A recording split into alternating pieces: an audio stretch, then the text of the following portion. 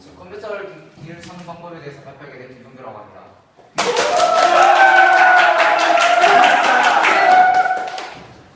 급하게 만들었고 또 시간도 없으니까 간략하게 설명하겠습니다. 일단은 기찾기 알고리즘에 대해서 설명을 해야 되겠죠.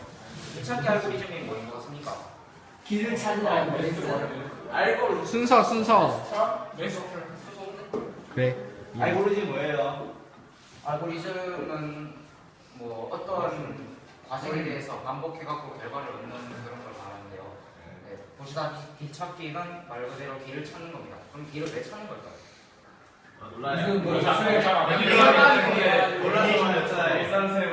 수행하려고. 진로입니다. 노미네이션 몇입니까?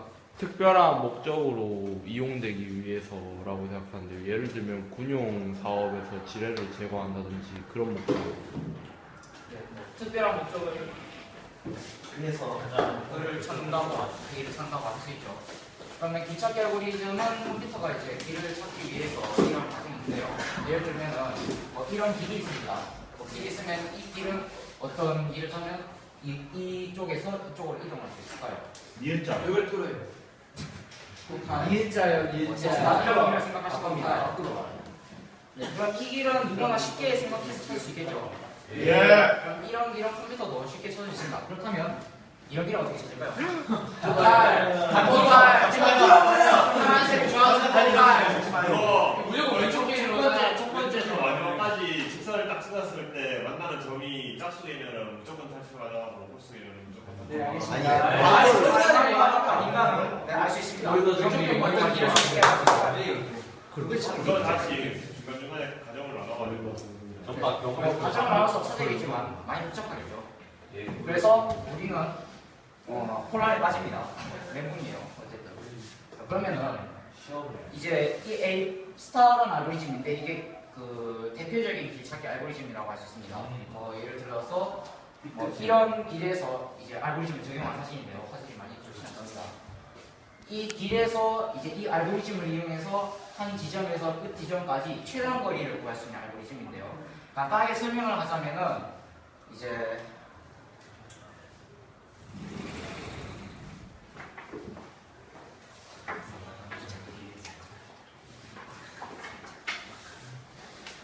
예를 들어서 여기 한 지점이 있고 여기 한 지점이 있다고 했을 때 이제 컴퓨터에 픽셀이 존재하지 않습니까? 그러면은 픽셀을 이제 각각 뭐 이렇게 나눠 있다고 칩시다. 그러면은 이 지점에서 이 지점으로 가기 위해서 이 지점을 기준으로 이제 퍼져나가는 거죠. 갈 수 있는가 아닌가에 따라서 또 이 점에서 다시 갈 수 있는가를 판단해서 이제 이 지점을 이어지는 건데요. 제가 교수도 아니고 그냥 학생일 뿐이니까 이거에 대해서 또 자세한 설명은 못 드리겠습니다. 이제 제가 설명한 거는 이건 아닙니다. 이제 저는 어떠한 조건에서 길찾기 알고리즘이 있는가에 대해서 제가 이제 따로 혼자서 뭔가 연구 같은 걸 해보고 그거에 관해서 제가 설명을 하기 위해서 이 강연을 하고 있는데 이제 이런 게 있다고 칩시다. 많이 도출하지만 이 맵에서 앞에 것과의 큰 차이점이 무엇이라고 생각하십니까? 공간이 2차원으로 공간이 조정됐네요. 네, 2차원인 건 앞에 것도 똑같죠. 2차원. X좌표, Y좌표가 있다고 길이 연결돼 있잖아요. 네, 중력이 작용하죠.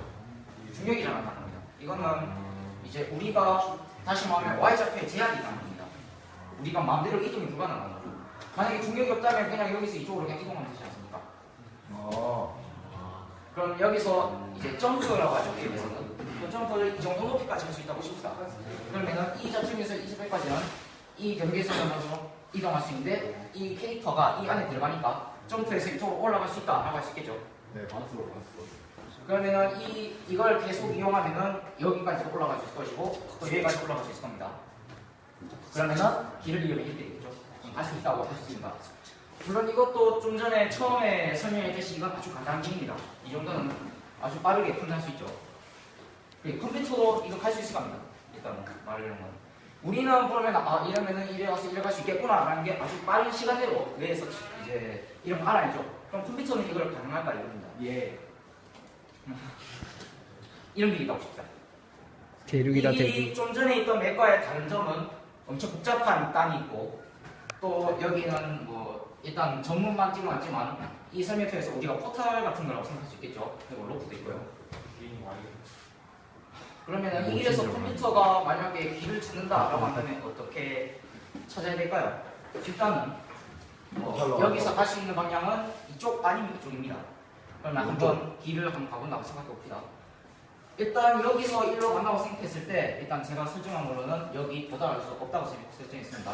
그러면은 여기서 이쪽으로 이동은 불가능하죠. 그럼 이쪽은 아닙니다. 그럼 나머지 방향 이쪽인데 이쪽으로 갈 수도 있고 이쪽으로 갈 수도 있죠.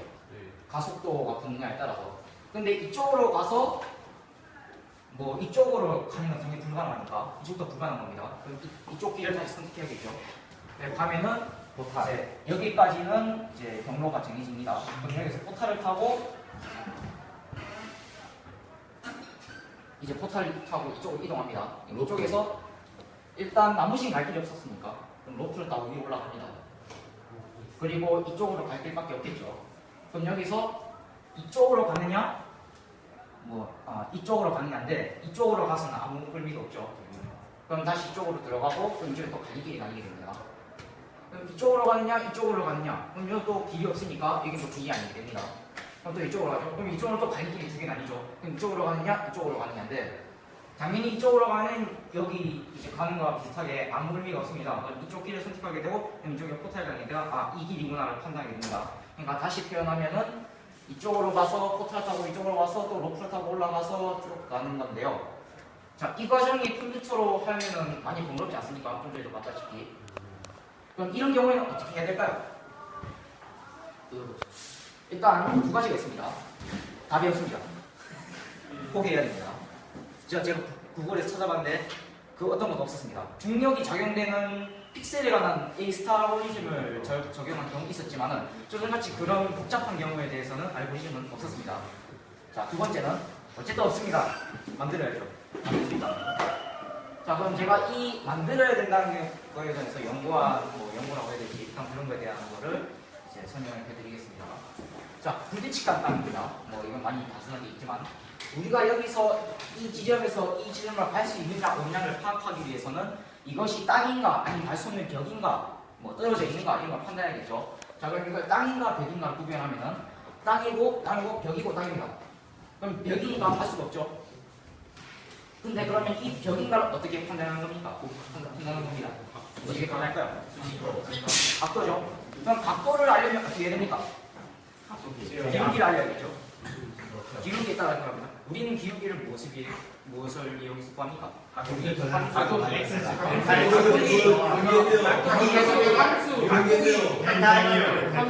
컴포스는 각도이란 말도 있지만 보통은 이제 미분이 편하죠. 자, 그럼 기울기하면 되니까 미분하면 되겠죠. 자, 미분해 보십시오. 갈동이가 좋다니까. 목소리라서. 못 해먹겠죠? 그래서 일단은 제가 이건 어떤 커뮤니티에서 이 주제에 관해서 나왔을 때 생각하다 나왔는데요. 물론 제 생각은 아닙니다만 일단은 한 점을 찾습니다.